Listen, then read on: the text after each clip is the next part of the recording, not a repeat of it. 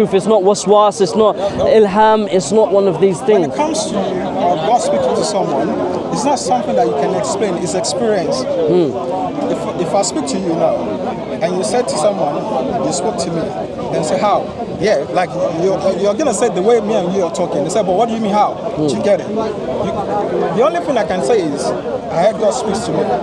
Whether it's Satan or evil, do you understand? It's up to you. I believe it's God.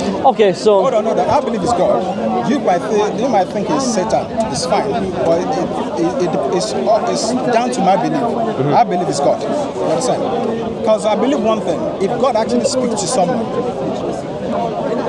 how do I say? If God speaks to you, He has a way, because He has power to make it for you to know that this is God. I believe that. and the devil has the same to deceive you, right? To deceive. Yes. To get In the same way. not to tell you the truth. No, but how do you deceive. determine the truth? Okay, because God makes it. There's something that I will say. Larry, let me ask you one question, because I know your answer is that if the devil were to do something to the believers who believe in one God and worship to Him, what do you think the devil would do? He will try to deceive them. From what? saying what? From By what? saying something like, okay, say for example, thou shalt not kill. We make you think, okay, kill No, that person. what's so that the devil's greatest mission? is to deceive you from going to the Going from worshiping God. God Almighty. So this is what I'm saying, as in if you end up worshiping a man, I don't know what type of Christian you are. You're Trinitarian, halas, like okay, so do you say all of them are equal? Let's give an example. It's not a debate, it's not a debate. Okay. I just want to show you. Yeah. If anyone say they are Trinitarian, you should know that that's what they believe. Yeah, that's what I believe. But the thing is this year, see, I've watched these debates so many times. You're one of the person I would like to speak to, actually both of you, because I've seen both of you. I would say you're honest when you talk about things like this. The thing is this, when it comes to Christianity and Islam, we agree to a certain extent. We will say, we agree that the God that spoke to Moses is a true God. We agree on that. The one that Jesus Christ talked about, we agree that's a true God. Yes. But where we disagree is when you say Allah is the same God. That's where we are disagreeing. When you say the Trinity is the same God. I didn't say Trinity. No, but I'm clarifying. No, I didn't say Trinity. Where we disagree is When we say Allah is one. Allah is the same God. No, we don't say it's the same God as yours. We believe, Larry, our God is the same God as Jesus is God. Like in the Garden of Gethsemane, when Jesus prayed, He said, my Father. When He taught the disciples to pray, our Father, He always taught the people. But the Christians, they worship Jesus, the Father, and the Spirit. We as Muslims, we pray like Jesus to that one Father. So the God of Jesus is the God of the Muslims. But the God of Trinitarians is not the same as the God of the Jews nor the Muslims. You know what you just said now? When I said we don't have the same God, so you believe that Christian and Muslim, we have the same God? Do you believe that? No. Exactly, that's what I'm saying. There's different from having the same God and worshiping the same God differently. What you just explained is we have the same God, but we worship that God differently. That's what If you worship Jesus, that is not the same worship as us. Yeah, but I agree with the second What one. I said. No, if you mean by Father, that one component of the Trinity, the Father, there's no problem. But if you say that we obviously we have different, because we don't worship men or spirits, sticks or stones. It's pure monotheism, which you know. Well, what I'm saying is this: The God of Abraham, the God of Abraham. you believe in the God of Abraham. We believe in the God of Abraham. It's just that the interpretation that you are taking, we deem as wrong. Exactly. Yeah. Do you get it? That's what I'm saying. So if you believe that, then there's a way we can actually find a solution to this. How do we find a solution? Let's start from the beginning, right? Sorry about earlier on, brother. But that guy was just. Let's start from the beginning. Muhammad came after Jesus Christ, right? And he said, "I'm a prophet." They can hear you as well. Well, I think clip it. But you never know. At least he left and said, Looking sharp, mate. Looking sharp. that So has Muhammad came and said he's a prophet. we don't know. Then, in order for you to believe he's a prophet, you have to test him. You can't just accept it. Just because someone said, I'm a prophet, I'm sent by God, you're not just going to accept it. So how do you test it? Is he someone that a liar, things like that. Okay. What did he say about Christianity that is wrong, that we are doing wrong? You understand? Okay. So now, when we Christians look at Muhammad, we see him as a prophet of Allah. You understand? We believe he's a prophet of Allah, but not prophet of the God that Abraham, Moses, they talked about. Why? Because the things that he did, the things that he says Allah allowed him to do, is not the same thing that the God that we know allows us to do. The things that our God deems as a sin is things that he said is fine. You understand? So we're saying, okay, we want to listen to you. But what you're saying that we can do, our God told us we can't do this. So why should we take your word over what we've known for thousands of years? You understand? Okay, so do you know much about history of Christianity? Before we get into this topic, do you know much of the history of Christianity? I know a bit of history, but hold on, I know a bit of history. But the thing is, what I would actually want to talk about, what I want to understand is this. As a Muslim, if you're going to be honest with me, can you tell me why? Because I know that you have knowledge, I've seen you too. I don't know. Why do you think Muhammad is talking about the same God that Moses talked about in the Bible, Jesus spoke about in the New Testament? Why do you think it's the same God? Well, not the New Testament, but yeah, in the Torah and Injil, yeah, which is different from the Torah, which is what is given to Moses, and the Injil is what was given to Jesus. When you say given to Jesus, what do you mean? It can be spoken to them, it can be a physical thing, it can be Allahu A'lam. You don't know. You're not We don't say we know. We don't say we know. Yeah? It's kind of describing. No, for example, I'll give you a Quran. How is Quran revealed? What he says is Jibreel. No, Quran was revealed oral transmission. Yeah, oral transmission. Not all. Not all, yeah, but No. All of it was given in piecemeal over a period of 23 years by word of mouth from the individual. sometimes it was also In dreams and ringing off a bell and everything. Exactly. Well, yeah, but it wasn't written. This is what we're talking about. Yeah, Allah says in the Quran, it wasn't something. It came as a book down from the heavens. So the Quran, it came as revelation. Do you think one second, let me explain everything here. So Allah says in Quran, ذَلِكَ الْكِتَاب. Kitab means what? Book. But the Quran was not kitab.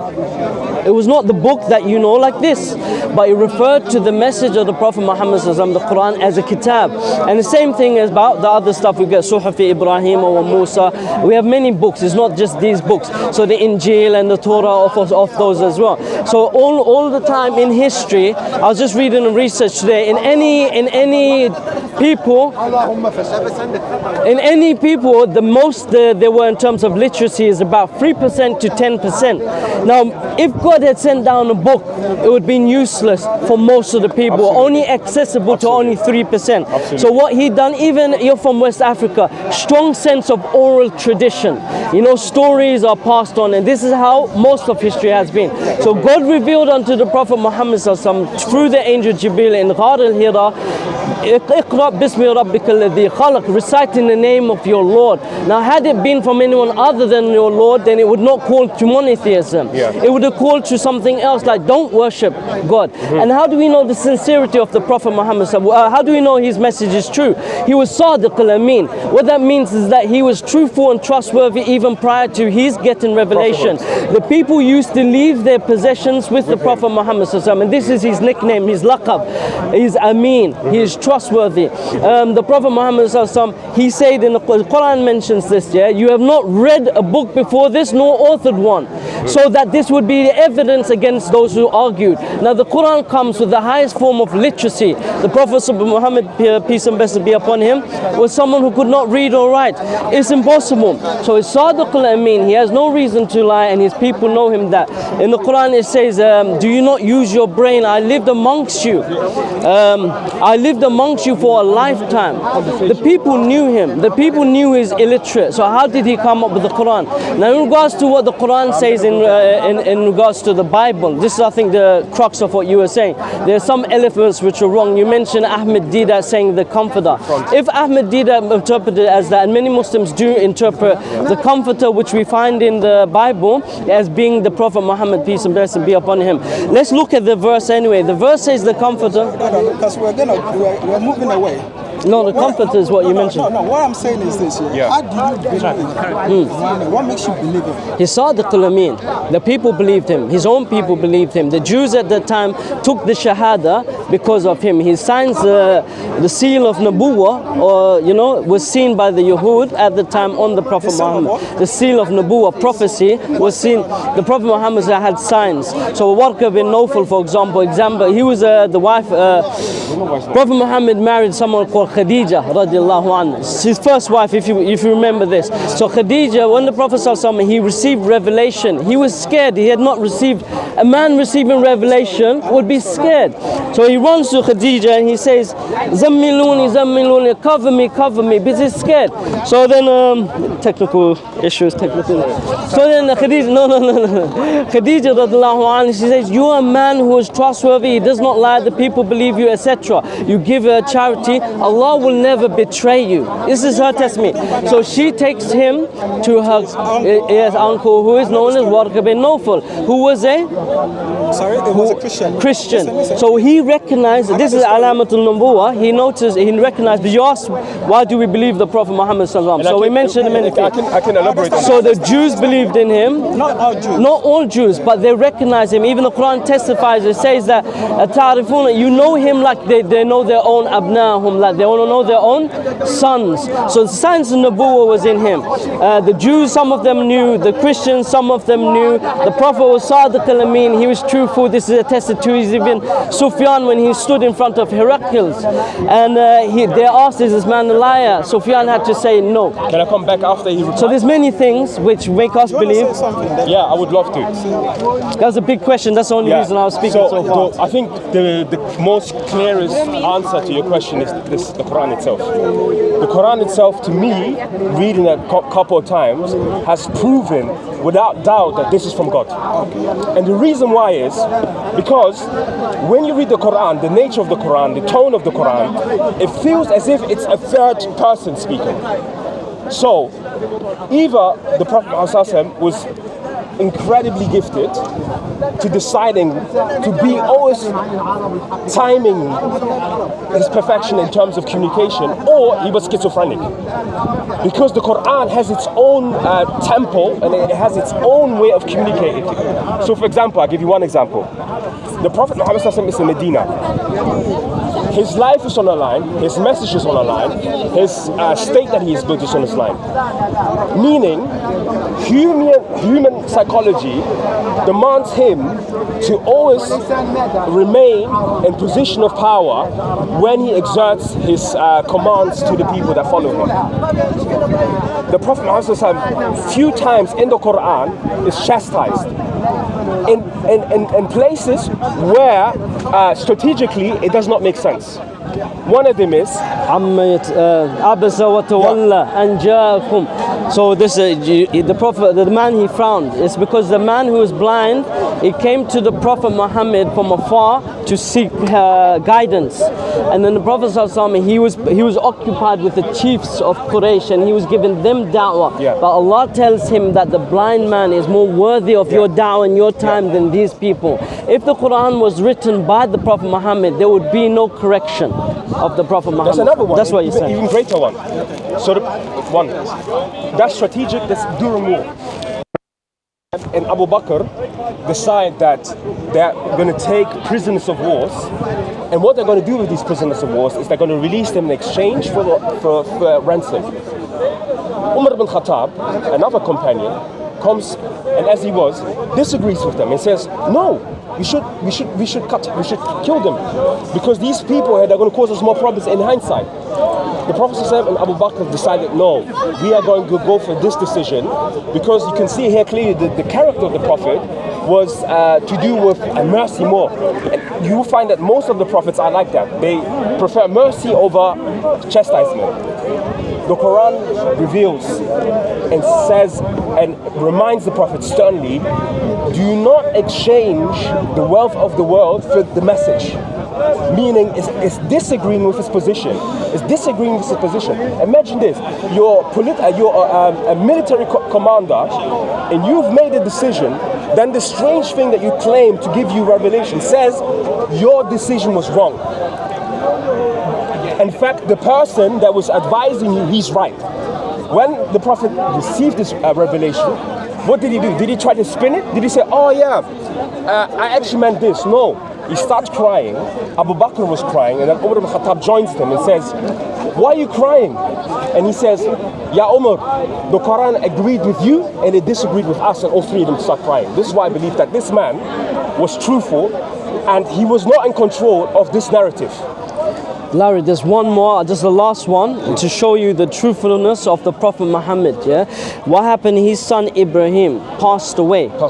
And then what happened? The moon eclipsed, and the moon eclipsed. Where is that? This is in Sahih Bukhari. Sahih Bukhari. I've got the hadith. Don't worry, I know it's in hadith. Yeah. So then it says that the Prophet took hold of Ibrahim. He's passed away. He kissed him and smelled him.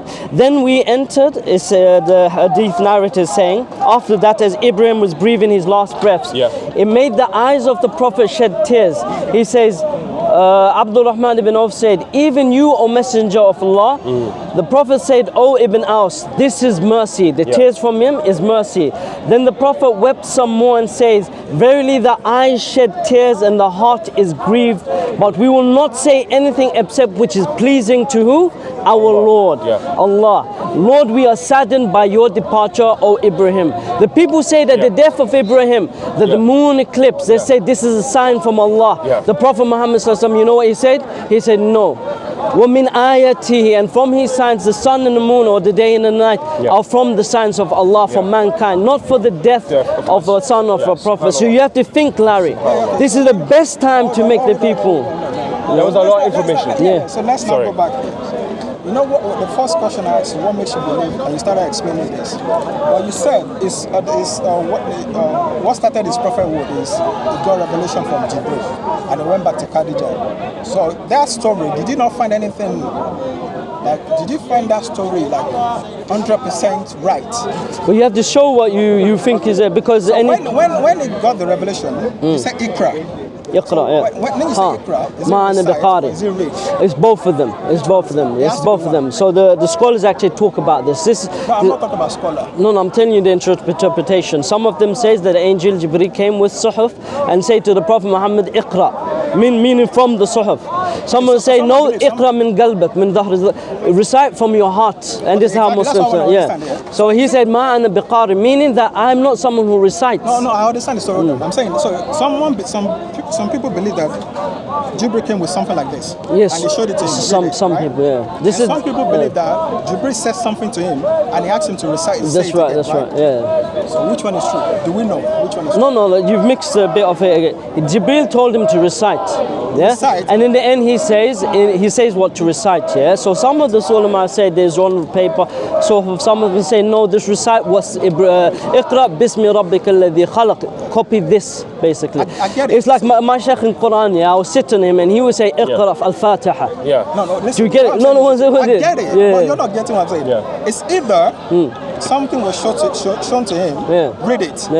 Or it's either. But hadith doesn't mention that. That's what I'm saying. So we're not sure it says Iqra bismi rabbika alladhi khalaq. I get it. We're not sure Recite of that. I'm just telling you we're not sure of that. I'm trying to show you the things that we're not sure of. We're not sure of which one it is. Okay. Let's go with both. Yeah. No, go with the one where it says Iqra bismi. The one it says that read from your heart. That's why from your heart, recite. Okay. In order for you to recite something, you have to know it beforehand. Okay. Yes or no? Yes, generally. Okay. So did he say something for him to recite or not? And he said no. He said, "Man biqa." I'm not one of those who read, as in he has a memorized. No, I'm telling you, a qari. Yeah, man biqari. You know what a qari is? A qari is someone who habitually reads. Is honest. He asked him, "Iqra," recite, and the reply was, "Man biqari." I'm not someone. So he can't recite nothing in the hadith. One second, Larry. 1 second. When the Prophet the Arabs are known for their poetry, just the same as West Africa as well in Nigeria. You're known for poetry. So if a person says "Ma'ana biqari," in that time it also means that I don't have nothing to read off. Do you understand? So there's nothing there. You just said he didn't ask him to. You know, I asked you which one are you going with? No, from his heart. From his heart. Okay, from his heart. It's an oral tradition. Sorry, can I just get water? Water? Yeah, I had a big bottle just here. Someone, where is it? Billah, please, can someone grab that water? Yeah. So it's so What I said different. is you have to choose which one. You see that you choose, because you said there's two ways. You see that you recite, or you. No, it's recite, but it's not. It's not English word, Larry. That's what I'm What saying. I'm trying to say is this: there's two meanings. If you're reading something, you have to be shown what you read. If you're reciting something, it has to be something. You see that they say it to you, or something that you already know. And recite a poem for me. Okay. Do you understand? Listen. Okay. If you said recite, Recite a poem. I say man biqari. I don't have any poetry to recite. okay. Listen. Do you understand? Okay. Listen. If I say, I'm saying there's two ways. I'm not a qari. I'm not a reader. Let me give you an example. I'm from Nigeria. I don't know. Do you know understand? Yoruba or tree? No. Okay. Let me say something in Yoruba. Yeah. Then you say it back. Ebin Pami, say it. Ebin Pami. Exactly. Okay. That's recite, yeah?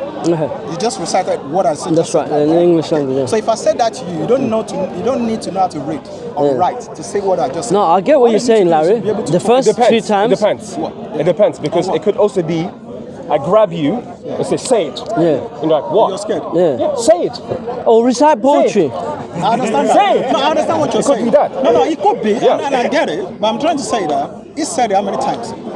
He said it three times. 3 times. Yeah. And after he said it in the name of what?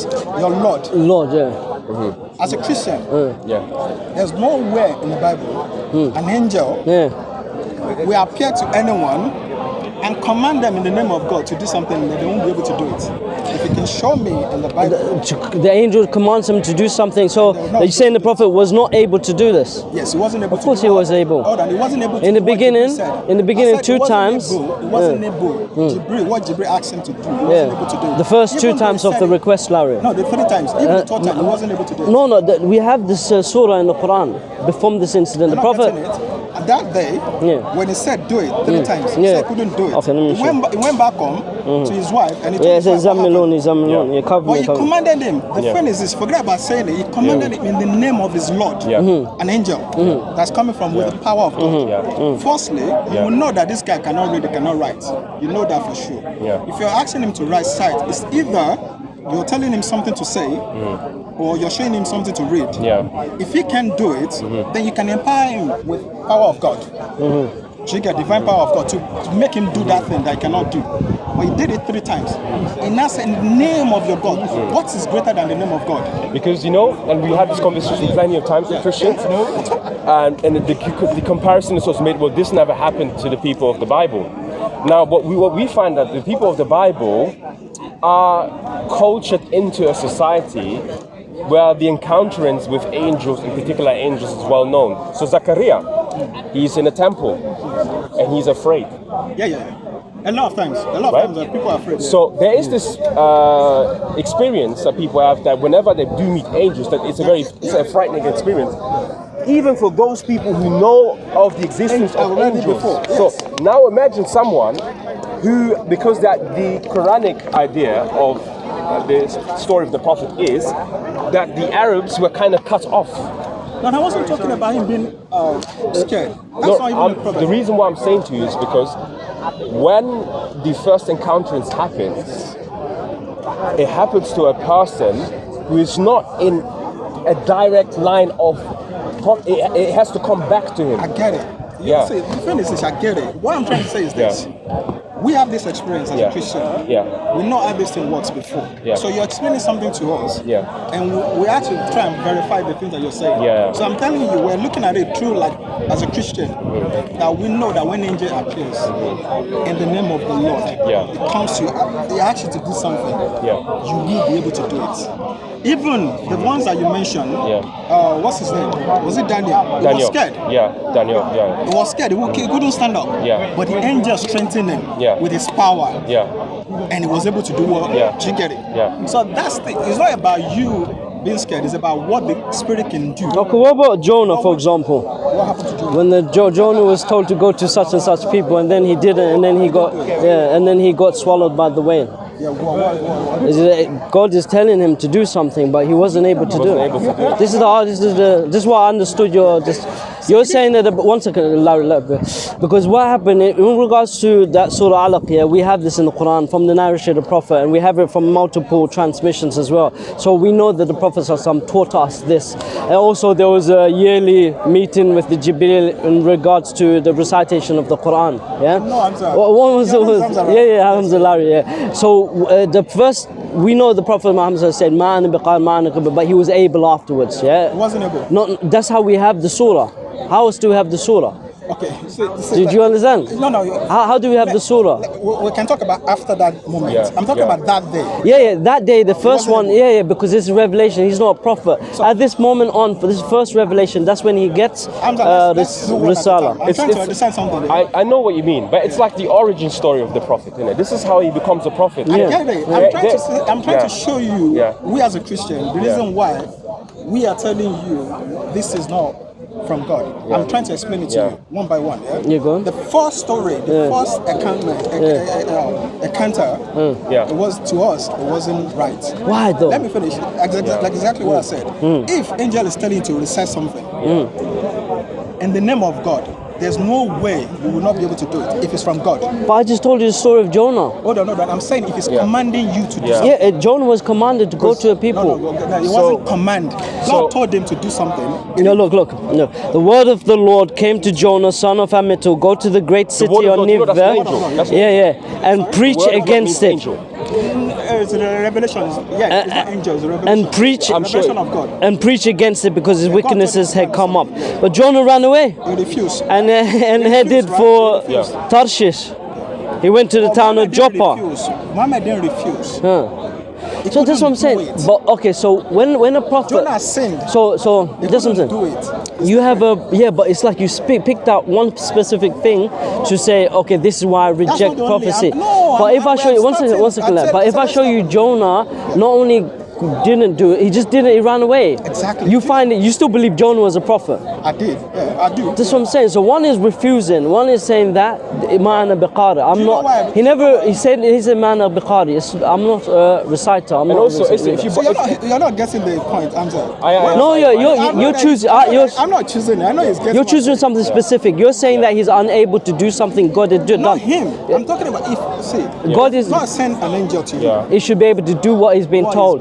I understand that. That's what I'm saying. But you're choosing that one thing. But an example. Why did you find that funny? Why did you find it like? Why is it that the angel could not make him do it? Why don't you think? No, he did. This is what I'm trying to tell you. I'm talking about. We have. No, because this is. Look. Let's say God told a prophet walk in water. You think he would know he could do that straight away? All the time he's never known.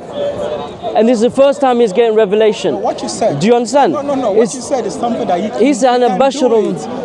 No, but he never knew. This is the beginning of revelation. See where this thing is funny? We talk about recitation, we talk about reading.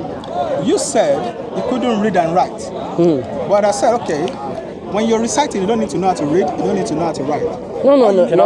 I told you the definition, like poetry, recite poetry. Okay, like it doesn't mean for you to read from a book. I said, in order for an angel to ask you to recite poetry, if it's a poem or whatever, it has to be something that you have in That's you. right, I understand. Angel will not ask you to recite something that you don't know. Unless he's teaching him. Exactly, and this someone is that it. can speak, like me and you.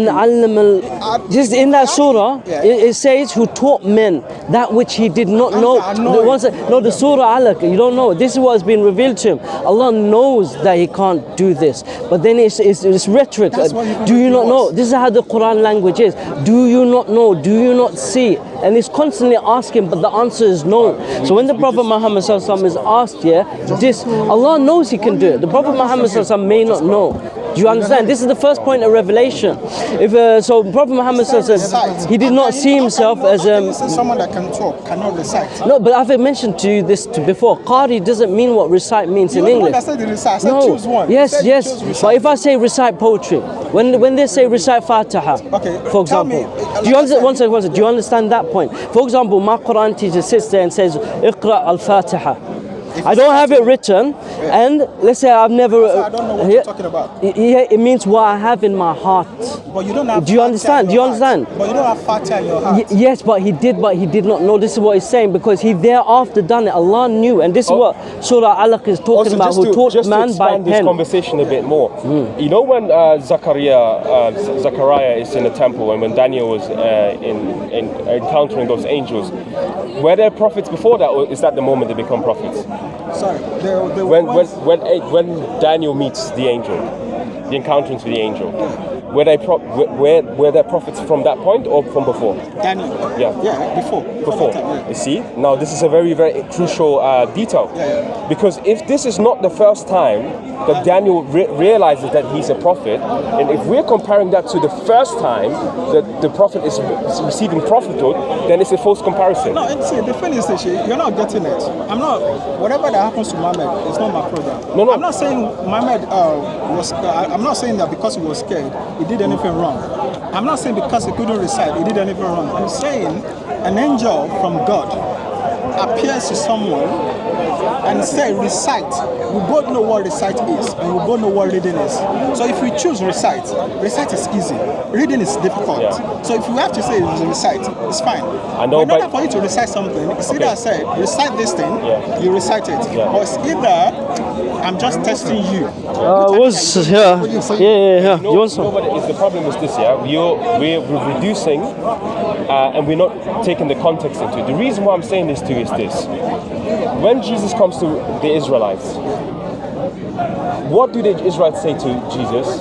They refer to what? They refer back to Moses. To what? To check the validity of him being the Messiah. Right? Now, I'm saying to you, it's a very nuanced point I'm making. We don't have the encounterances of these people in the Bible the first time revelation comes to them. So we do not know how they behaved the first time. In fact, what we have is their encounterings with angels well into the prophethood. Because when the prophet encounters Jibril, which is right after these three encounterances, his confidence with Jibril changes.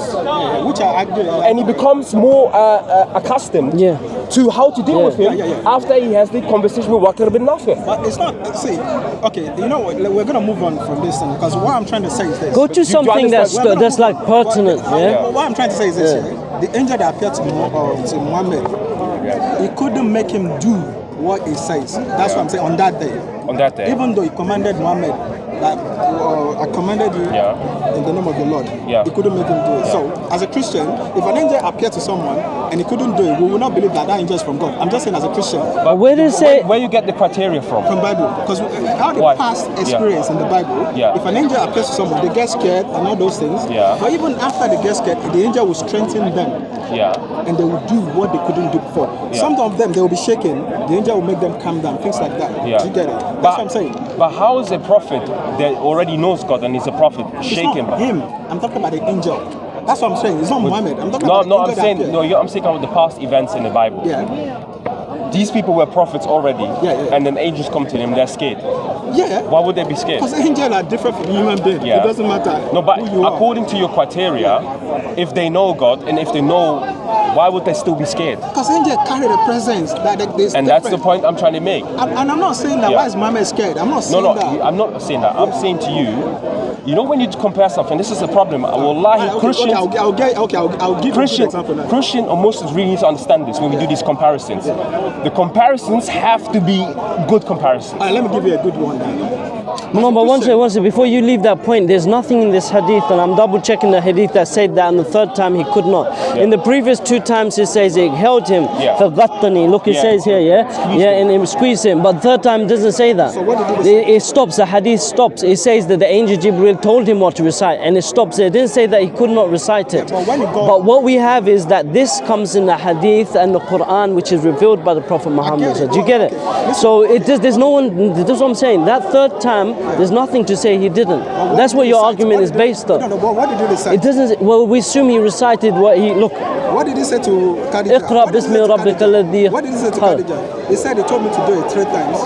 Then what happened? No, but he explains. Look, no. In the hadith of Khadija, where he says, tells her that the angel came to him, it doesn't mention the detail. It doesn't mention. It doesn't mention in that hadith, as far as I remember. It doesn't mention the detail. Okay, let's move forward. Well, you guys are talking like you're in the days of Muhammad, but we are not in the days of Muhammad.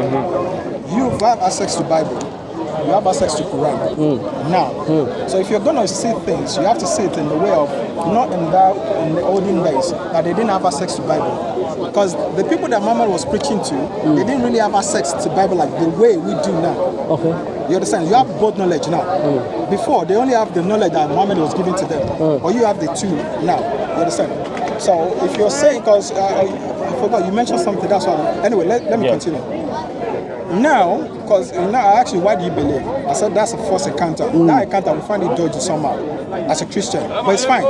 We move forward. We move past that. No, but this is your Christian lens. Yeah, that's what I'm saying. That's what I'm saying. I have to look at it. But you wasn't a Christian before. Yeah, I'm saying. So how did you examine by that standard before you was a Christian? Okay, listen. What I'm trying to say, as a Christian. No, but 1 second. You said you left Islam and became Christian, but your standard you're using to judge that one event already seems like it's a Christian standard. Yeah, because I'm a Christian. So you was a Christian before? No, I was born a Muslim. That's what I'm saying. That's what I'm saying. They never practice Islam. Exactly. I'm saying. Oh, you didn't pray. You didn't. I did, but I didn't. I wouldn't say I'm like a hardcore.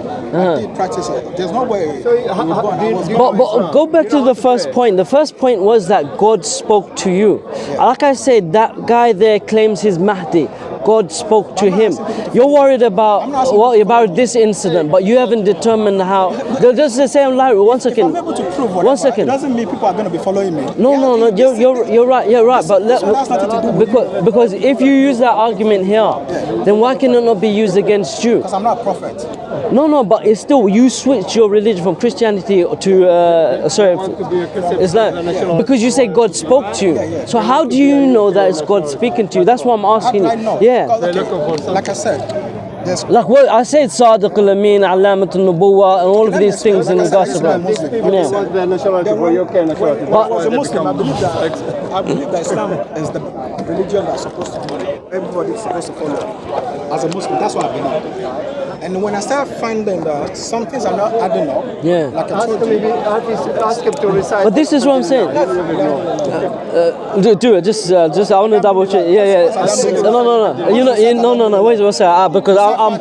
Yeah, recite Fatiha.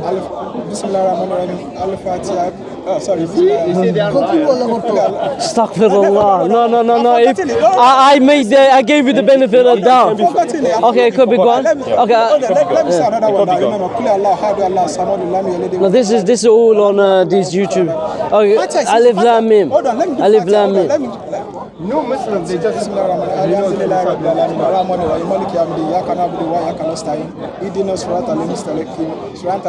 don't doubt you. Okay, go on. For a second, I doubted you. For a second. Anyway, what I'm trying to say is this. So I started thinking, exactly, that's what I'm saying. You can't test that one. No, he's saying you should know. No, he's saying even Christians knows it in Nigeria. That's what he's saying. Oh, that's true. Even Christians, Christians knows it, so you can't really judge people. But what I'm, when I was a Muslim, I believe that Islam is the right religion. But then you saw, for example, this incident with Jibril was enough for you to. No, that's not the one. I told you. I'm just saying. Now that I have the knowledge, do you understand? And I believe that you two have the knowledge. Okay, now you have no knowledge. So okay, go on. All those things that you know, what makes you with the sources, hadith, Quran, the story of Muhammad, what makes you believe? Because I've seen a lot of things that should make you think that, what Christians are saying are true. Forget about my experience. I'm saying with the knowledge that you have, this is what I'm saying. Because if you go by Bible, go by Quran, then you can see that, I can see what Christians are saying. Yeah. Do you get it? So that's why I'm saying that, okay, for what Christians are saying is, the reason why we don't believe Muhammad is talking about the same God is because what Muhammad is saying about this God is something that we don't know. This God that Muhammad is talking about approves certain things. But you're not going to the important thing like monotheism, for example. Like God is one. Like the God of Trinitarians is not the God of Moses or Abraham. See, this should worry you, Larry. You're going on to the Jibril, and did he say on that day? Who said that should worry me? Muhammad. No, the first commandment. Hear ye, O Israel, your Lord, the God is one. Yeah. But that's what I'm saying. But This is the first. There's a reason, Larry, why this is the first commandment, because it's so important. But you're going to this hadith to say, the Trinity you worship, Larry, is not the God that Jesus worshipped. Hamza, you know why you cannot go back there? Do you know why you cannot go back to what you said?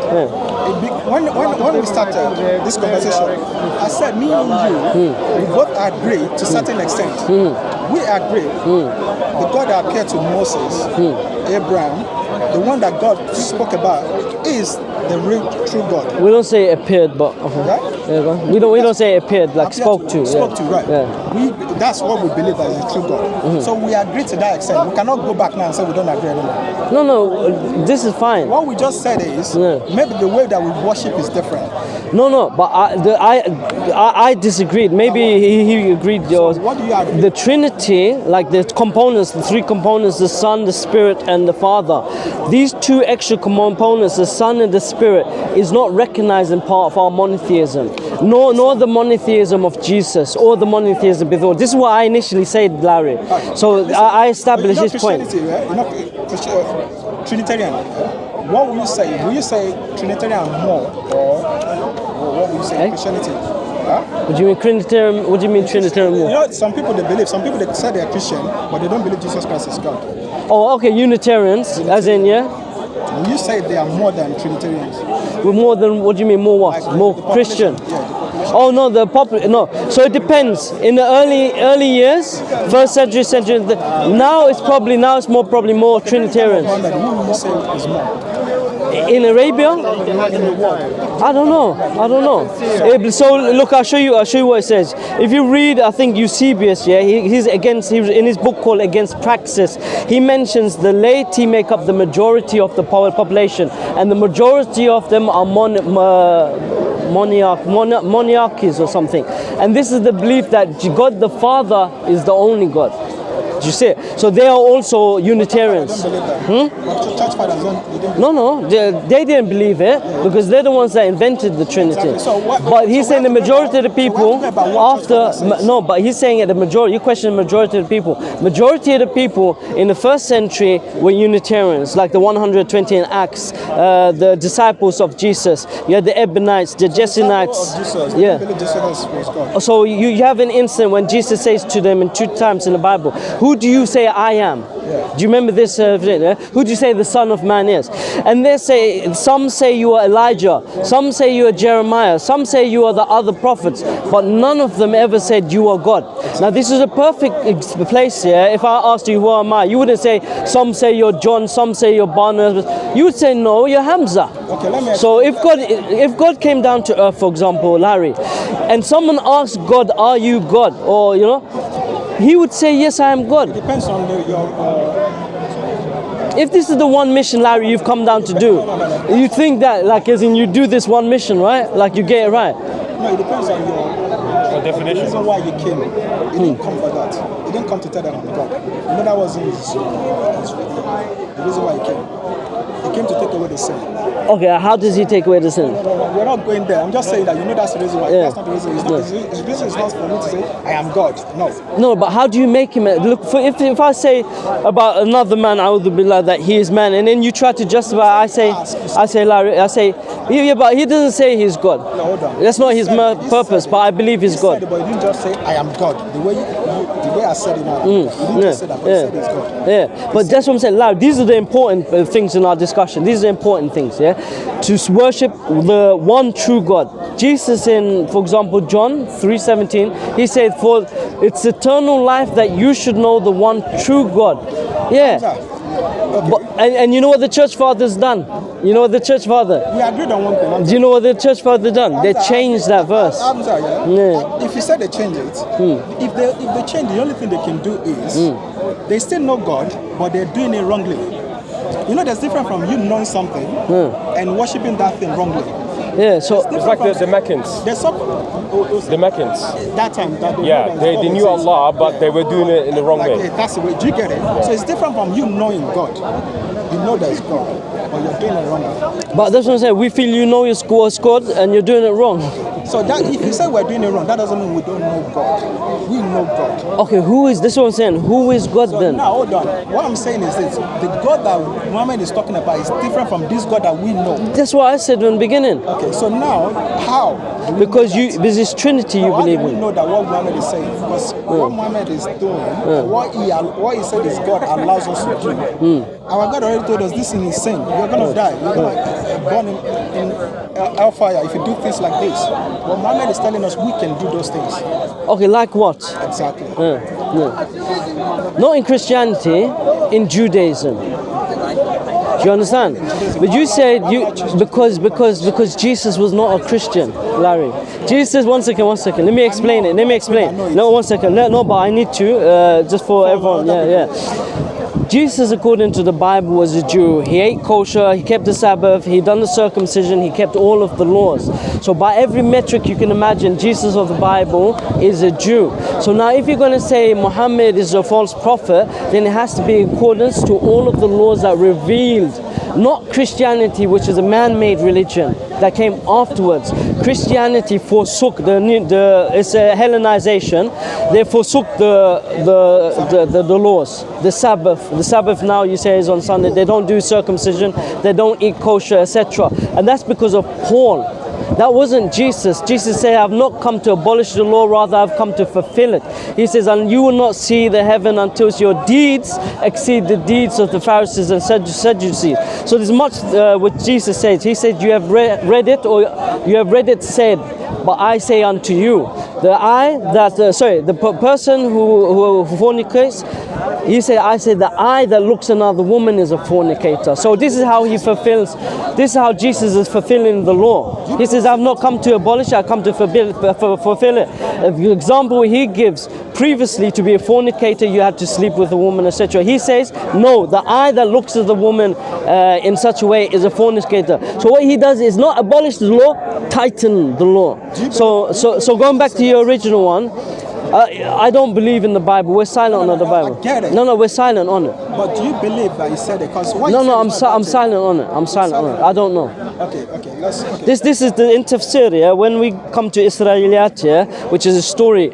If it confirms what the Quran says, okay. If it denies what the Quran says, say no. If there's nothing wrong with it, then we're silent on it. This is the methodology in tafsir. He said Jesus was Jew. Yeah. Jesus, Christianity means followers of Christ. Okay. He cannot follow himself. Exactly. So Jesus cannot follow himself, so he cannot be a Christian. Yeah, so he's not Christian, great. So that's why he cannot be a Christian. He Yeah. cannot follow himself. Yeah. So but he was, according to you, a Jew.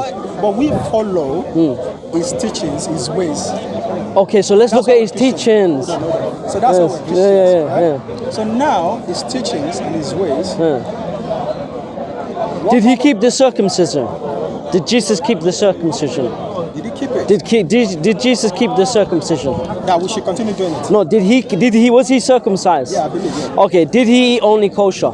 Did he eat pig? Or did he cast the pigs away and only eat kosher? As a Jew, normal Jew. He wouldn't eat kosher. No, as a Jew in the first century Palestine, he would have got kicked out of Jerusalem. As a Jew, you wouldn't work on Sabbath day. He did work on Sabbath day. But that was to prove a point. That was to prove a point. Not just to prove a point, to make us know that but one, he's a prophet. One, he's a prophet.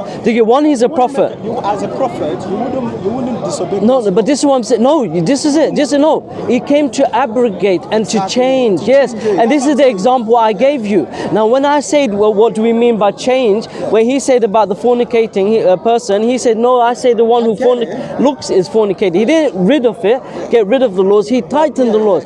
So when Jesus ate kosher, when he followed the laws. No, who did? That's why Jesus gave us. Okay. What? Paul's not Jesus. Go on. Okay, so are you saying Paul is not disciple of Jesus? Of course not. I'll give you examples, Larry. So if you have problems with Gabriel, I have problems with So Paul, let's just go to Paul quickly. 1/3, for those who don't know, the Bible is made of 27 books, the New Testament. 1/3, about 13 books are written by this man Paul. Yeah. There's 27 books, 13. There's half of the books of the New Testament written by by Paul. Now, did Paul meet Jesus in flesh? The answer is no.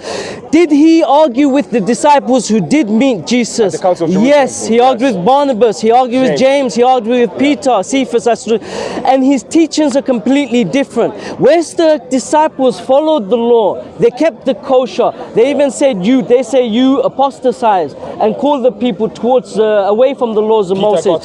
So it shows here that the disciples followed the law. Now Paul comes along years after the so-called death of Jesus, and he starts preaching at Jesus, which he says no. Years after. Because he wasn't at the time of Jesus. This is in the times of the disciples. Hence he says, he was on the road. He was on the road to Damascus, and he was killing people of the way. The way means the Christians or the Jews that believed in Jesus. Early Christians were not Christians. They were Jews that accepted Jesus. So this word Christian, we have to be very careful. It's an anachronism. So Paul didn't meet Jesus. He argued with the disciples. Disciples held him up on it. He went to initially proselyte to the Jews. The Jews rejected him. He moved from the Jews to the Gentiles. The Gentiles, if you read the books like Corinthians, are moving away from because he gave birth to certain churches in the East. 1 second. And if you read his letters, he says, why are you going to another gospel? He said, men from James are coming. Why are you going to their gospel? Which shows that there's a conflict between a type of Christianity and his type of Christianity. Read the Gospels. He's saying, I may not be a prophet unto you, unto them, but I am a prophet unto you. For him to say that, it means there's an accusation being launched. People are saying, you're not a prophet. But he said, 22 times he calls himself apostle. 1 second, I'm answering your question. Listen, it's really good. 22 times he calls himself an apostle. No one else does. When the Judas betrays Jesus, so Jesus had how many disciples? He had 12 disciples. One of them is said to have betrayed him, gave him a kiss, sold him out, and caused a crucifixion. When that Judas died, well, you know what the 11 remaining 11 disciples done? They gathered. They said, let us choose one amongst us who has been there from the beginning and the ministry of Jesus. They gave a criteria, and they chose that 12th disciple. Did they choose Paul? Even Paul, though Paul was alive, did the disciples believe Paul was a disciple or apostle? No, they chose Matthias. Read the Bible. Hamza, Did you get it? I get what you're saying. But you say I should read the Bible. So even the disciples don't believe he's. Well, just show me you understood what I said. And Ananias, you know they met. Is it Ananias? Yeah, but that's Ananias is not the disciples. It's not. Oh, then you know that you met. Yes. So what you say? That you say that Ananias Paul conspired. Is that what you're saying? No, did you not hear, Larry? You heard what I said. Okay, so Ananias. Jesus came. When he encountered Jesus on the road to Damascus, he said he went to what's it called? I forgot the name, but he lost his eyesight. And Jesus sent Ananias to him, right? He didn't know Ananias. It was Jesus that sent Ananias to him. Okay. Ananias was scared of him because he knows who Paul is. Right? Who's telling the story? In the Bible. Who's telling the story? Paul is telling the story that the story, Jesus sent Ananias to him, and we should believe him. Do you see the problem? No, I didn't see the problem. But don't be you say problem. He's telling when he was saying it. Yeah, but who's telling the story that Ananias is getting sent to him? Was he lying on Ananias? Ananias he could, of course, he could lie. He said, "If by my lie the truth is abounded." What's it? The understanding that Paul does not lie needs to come out the window. Paul says in his own words, "If by my lie the truth is abounded, why do you judge me as a sinner?" Okay. Do you understand that point? As a Muslim, if he said he's lying, it's fine. Hold on. Yeah, no, as a Christian, he said he's lying. Peter meets Paul. Yes, and Paul stood up to Peter in his face because of his hypocrisy. Hold on. I said, did they meet? Yes. So, do you think Peter is a true disciple of God or Jesus Christ? Yeah, why not? You believe it or not? I could believe it's not part of my belief, but it's not part of my aqidah. You get? I don't need to believe that. No, if you get it? No, I'm not saying. According to the Bible, yes, I believe that good. Peter Yeah, met that's what I'm saying. According to Cephas. the Yes, Bible, yeah. So if he meets Peter, Peter has the Spirit of God. He has, so he will know if this person is true man of God or not. No. Who said? Who says what? Who says that he must know that this man is a person Because of if God? you're preaching against Jesus Christ, you will know. Peter No, and they will come to me on that day and say, Lord, Lord, did we not prophesy in your name? Did we not do good works? What does Jesus say? Get away with me. Muslims don't call him Lord. Jews don't. No, one second. Muslims don't call Jesus Lord, do we? Jews don't call Jesus Lord. The only ones he's telling, to get away from him are Christians. So it's like who's saying get away from him? Jesus is saying this in the Bible. He said they will come to me. He's talking about Christians. There's a lot of fake people. Yeah, today. fake what? Fake what? Fake what? Fake Christians. Fake Christians Using who are Jesus using prophecies So and if there's signs fake, there's to original, deceive right? even the If to there's deceive fake, the if even. there's fake, there's original. Finish right? the sentence. To deceive even the. To steal. What did Jesus say? They will do miracles that are able to deceive the very elect. Yes. Elect. But So listen, do you know what I'm saying? Hamza, There are the false messiahs and false Christ Will be able can to deceive even the I highest. get it, but the thing is, in order for you to have a fake thing, there's going to be original, right? Oh yes, that's a good. That's a good point. Yeah. So if Jesus Christ is saying there's going to be fake prophets, And he is a real prophet. Yeah. Exactly. We So don't deny. he's not saying that. We're talking about Paul. Larry, No. Paul did not meet Jesus. Okay, Paul did He not said he had a dream or vision on the way to Damascus while killing Christians. So you said The Jews, the Christians at the time, they weren't Christians in the sense we know Christians. yeah. They were Jews who believed in Jesus. which They are kept the laws, they kept the Sabbath, they kept the kosher, they kept this everything. The first disciples of Jesus, they did not accept Paul as an apostle or disciple. Initially. No, not initially, because in the Council of Jerusalem in the year 50 AD, do you recall? James, who was a pillar of the church, the three pillars of the church. There's James. Who else are the other two? Peter and John, no problem. James, these are the pillars of the church, and Paul doesn't like them. He calls them fake apostles, or sarcastically he says super apostles. You read the language, you see, he's getting very frustrated. Do you know about this conflict? Do you know? So he was summoned by James, who is the head of the church. James, who's supposed to be the brother of Jesus. James, who took over the church. He says to Paul, we hear that you are calling people away from the laws of Moses. You were, and the word in Greek is apostatizing. You were apostatizing from the religion Jesus was on. And you know why he was doing that?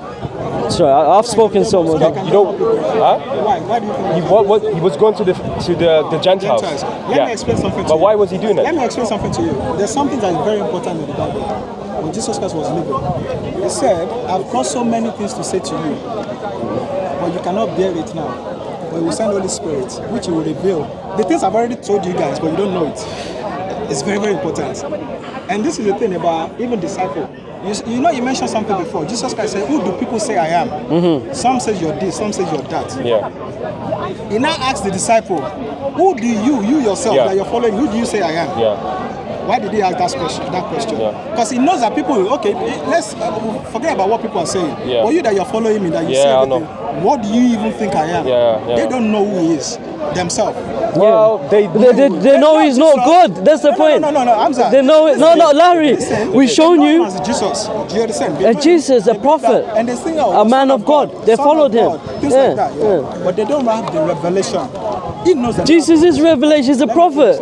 He knows that they don't have the revelation. But when Peter said what he said flesh and blood did not reveal that to you, but my heavenly Father. That's what he said to Peter. When Peter said you're Christ, the Son of God, or of the living God, he knows that you're saying this thing, but it's not because you know who I am. It's because it was revealed to you. Revelation. But it still doesn't show that he's God. It just argues on our side. I'm trying to explain something to you. Even though the people that are with him, they didn't understand it. Like where would you understand it now? But this is and the reason why they didn't understand it. So why did Jesus choose these people? He said it himself. 1 second. I just said to you, look, he said it. I've got so many things to say to you. 1 second. This is a motive. Hear it now. This is a motive. I'm sending the Spirit, Holy Spirit to you, which will bring you to remembrance. Okay, I'll just sorry to be quick. scholars point out motifs, reoccurring themes in the Bible. Yeah. Now, if you look at biblical scholarship, one of the things that you continuously see is that the disciples just don't understand. And I just One second. One second. Now, Jesus handpicked these guys. Yeah. Jesus is supposed to be all-knowing according to you and this and that.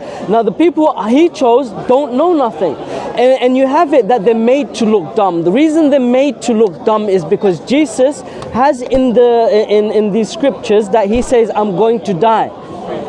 Or he says, go ye not. I'll give you a perfect example. He says to them, stay in Jerusalem. Stay in Jerusalem. But then at the end it says that go preach into all of the nations. Who's he saying this to? The disciples. But the disciples after the death of Jesus stay in Jerusalem. And if you read the church fathers, they mention that, in Acts it mentions a great calamity fell upon Jerusalem and everyone scattered except for the apostles. Meaning that the apostles stayed. But why would the apostles stay in Jerusalem if Jesus told them go preach to all of the nations? Unless that, they call it the Great Commission, that Jesus told the disciples, go teach, not the Jews, go teach now the Gentiles. But why is it that the disciples don't know about this? It's because this was not originally in the Bible. Yeah. And in order to justify that, you have to make the disciples look stupid, to the point that Jesus himself says, are you not this dim? One point he says, I'm going to get crucified. But then they don't understand. You check it on, it's a motif. One second. Said they didn't leave Jerusalem. Yeah, they didn't. They didn't leave Jerusalem to preach the gospel. To preach the gospel. So who brought the gospel to Africa? Paul. To Africa? No, it's spread out. Look, it's after. this happened. The Paul, of the church. yeah, look. Yeah, no, I know. I'm Paul, there's two types of Christianity. There's Gentile Christianity, which you follow, and then there's Jerusalem Christianity. Jerusalem Christianity has got a connection to Jesus. Yeah. It has a connection to James, the brother of Jesus, and Mary. If you read Acts, there's 120, including James and Mary, in that room, upper room. Are you saying that Paul is the only one that traveled the whole world? Is that what you're saying? No, of course not, but he was it's the initiator. The initiator. No, forget about initiator. I'm saying Because look, listen to what, the disciples didn't, listen to what I said, listen, okay. So what did Jesus tell the disciples? I'm only telling you a Bible, no, not just that. He says, go ye not into the way of the Gentiles. Yeah. I've come only for the lost sheep of Israel. One second. He says to them, stay in Jerusalem. He says, and think of all of these verses, and they did stay in Jerusalem. He says, salvation, they asked him, why do you speak in parables, O Jesus? He says, because the keys of heaven have been given only to you and not them. Yeah. And then he says also, they ask for the fifth evidence, salvation is for the who? The Gentiles? No, Jesus says salvation is for the Jews. 5 examples where Jesus is speaking and saying that this message that he has come with is only for the Jews. But then afterwards, why is it that there's such a large Gentile majority following Jesus? And that's why Luke in his gospel, he starts explaining that Jesus came to the Jews. The Jews, according to Luke, rejected him. And then Luke goes on to author a book called Acts. Now Acts, the purpose of writing the book of Acts, and historians really doubt its historicity, if you read the historical work on Acts. Acts talks about how Jesus' message has now been lifted away from the Jews and onto the Gentiles. And that plays in with Paul. And Acts of the Apostles. This was called Acts of the Apostles. Who do you think is going to be the main characters in Acts of the Apostles? Let's go. The Apostles, right? But no, it is Paul. And Paul did not meet Jesus. Do you understand? That's how Christianity grew. But you said something. And one last thing, sorry, I know I'll take it. The reason why Gentile Christianity survived and Jerusalem Christianity did not survive is because these lot were persecuted by Nero in the year 65. I understand Nero is Caesar. I have to say why they didn't survive and this one spread. Because Caesar, there was a great fire of Rome in 65 AD. He blamed these Jews. And then there was something called the Jewish Wars, the Jewish-Roman Wars. The Romans fought the Jews in Jerusalem. And Joseph Flavius, you know who that is, the great historian who's Jewish, and then he deflected into the Flavian dynasty. He writes a book, The Jewish Wars. He explains that Jerusalem Jerusalem was utterly destroyed. If someone were to come there, they would not recognize that life once existed here. And that's why where did the apostles stay? In Jerusalem. Why is it that we don't have the Christianity in majority that the disciples taught? Because the Romans destroyed it. And who did it? Who survived? Paul. Yeah. What makes the majority of the Bible? 27 books of the New Testament.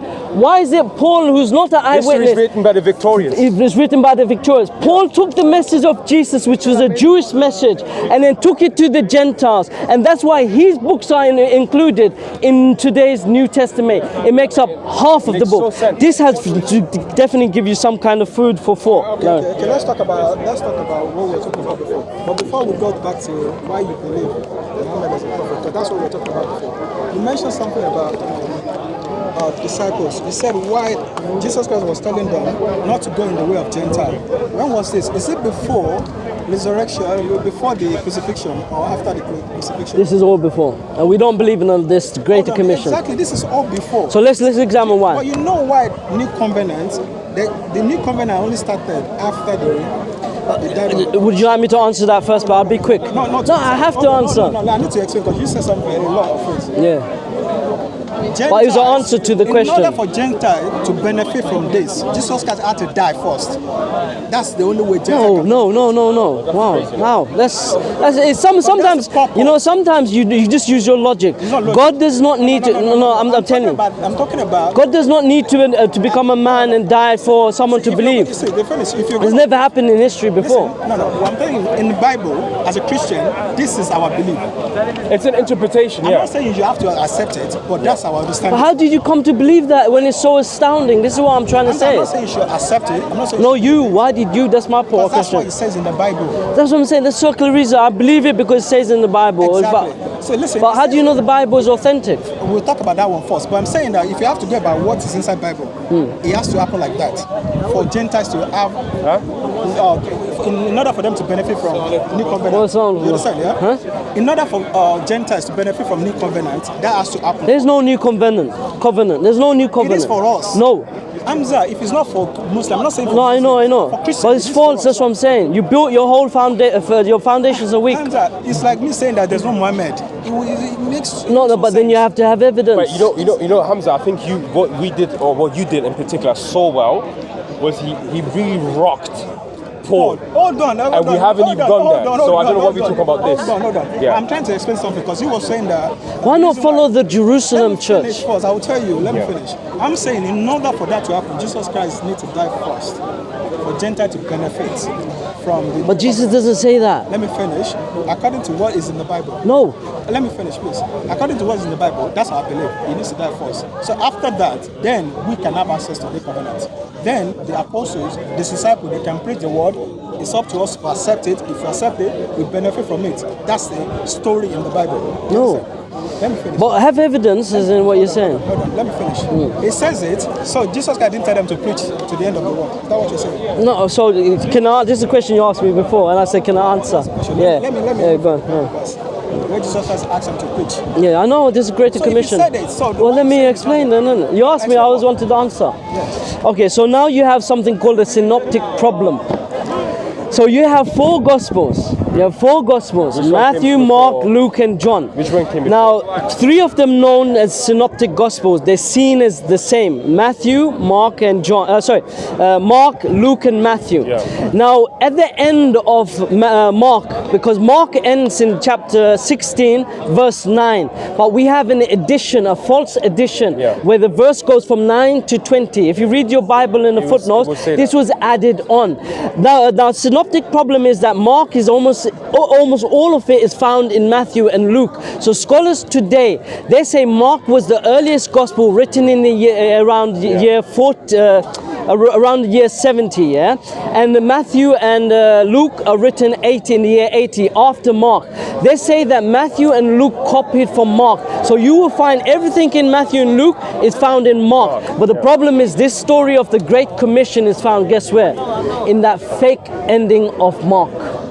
The addition, the Listen, edit. come back to Islam because it seems like no, Allah. You have a lot of problems. You have a lot of justify why. Yeah. You haven't even yeah, justified. yeah. Because I asked But this is not a point. It's mute. You have a mountain like. Can I ask you a question? You've been asking. No. I've answered you. No, you haven't done that. Just now, you No, just said. You just said. Why do I? You just said the Greater Commission. Why don't I believe it? I just told you. Yeah, you told me. Yes, so I did answer your question. Well, I asked you a question. Why do you accept Muhammad? Yes. You said because I said so. I answered this one. You said it's because it's a trustworthy. Yeah. I said, okay, forget about that. And he has alamatul nubuwah. He has He's mu'jizat. preaching about God that we already know about before. This God said, don't do this, don't do Yeah, this. hear ye, O Israel, your Lord, the God is one. He now comes and he says to us, but you can do these things. And we say, but that God that you're talking about, if it's the same God, we are not allowed to do it. You're doing it. And you ask Exactly, the laws. This is it, Larry. You're going against your own conditions. Ask me what? Because you asked me that question. You asked me that, what did you do? But you didn't But this is what I'm saying. The laws of the prophets have always been, kosher, circumcision. The problem that we have is not the Trinity. It's law. You're saying law. How you live your life. The problem we have, Muslim and Christian, is not Trinity. It's about law. No, it's not about law. How you live your life.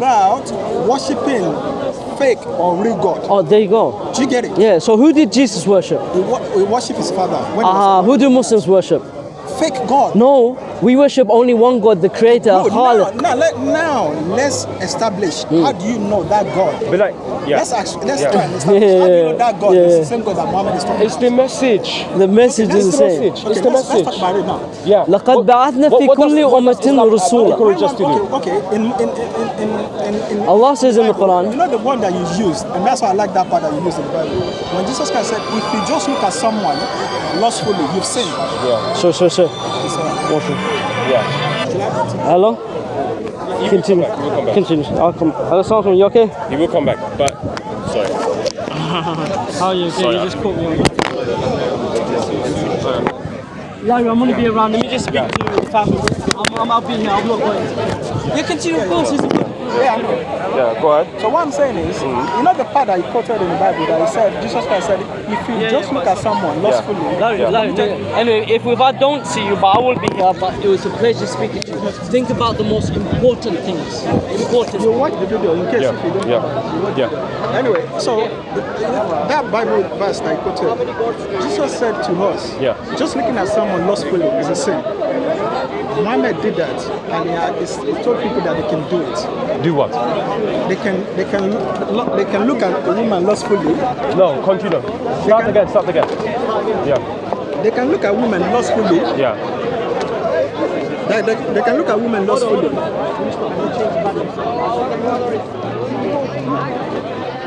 What's your time? Because I need to watch this in bed. Yeah. But let's just discuss this as a last point. Let me show you. Yeah. How you doing? You okay? Yeah. I'm a friend of Mello's. I don't know if you remember. We went out for dinner once years ago with Mello. Possibly. Maybe Mello's probably not the right person to name drop, is it? But yeah, good to see you, inshallah. Yeah. What happened to Bello? Is he alright? I spoke to him on WhatsApp recently, but like not for ages before that. I'm guessing you haven't spoken to him for a while then. I haven't. I tried to reach out to him. He's not really responding. Yeah, I just messaged him because we did a podcast years ago. You remember when he was doing that? Yeah. And I just said to him, do you still have the link? And he said, I'll look for it. So I don't know. Yeah. I don't know where he is, but yeah. Okay. Inshallah. But good seeing you anyway, man. Alhamdulillah. How's everything going today? Good? Alhamdulillah. Yeah. So he's allowing people to look lustfully. Do you know this addict? There's two. Yeah. You know this verse? Yeah. And the other one. Yeah, I know about the hadith. You know about the hadith? Yeah. So just for people to know, the hadith is about, shall I read it? Yeah, sure. Yeah. So hadith is about when Allah's messenger says, when a woman fascinates any one of you, she captivates his heart. He should go to his wife and have an intercourse with her, for it would repel what he feels. That's one. The other one is when he did it.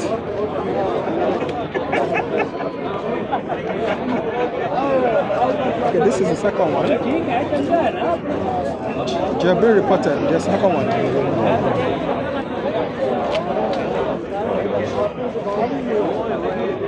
Jabir report Allah saw a woman and she came to his wife Zainab and she was standing essentially to Mustafa. And he then went to the companions and told them that the woman advances with ties in the shape of the devil. So when one of you sees a woman, he should come to his wife, or that will repel what he feels. Well, this hadith is it's been mentioned many times, and there's But it's Sahih, isn't it? I know, no, but there's discussions on this. But even that, let's discuss the other So one. this, Yeah. so will you say this is Yeah. lost or not? Yeah. Will you say Okay. this is lost? Yeah. You consider it's lost? Of course, yeah. Okay, so in our religion, Yeah. if someone did that, that's a sin. Yeah. And if someone is telling us to do that, Yeah. that's a sin. Yeah. But it's not telling us to do that. It did. It's telling you how to manage when it happens, what to do when it happens. But what did Jesus say to us? If any do this sin, you're committing sin, don't do it. The Quran says, lower your gaze. Lower your gaze. Now, for those people who don't lower their gaze, what do? I don't know. Exactly. Because the point I'm trying to make is, yeah,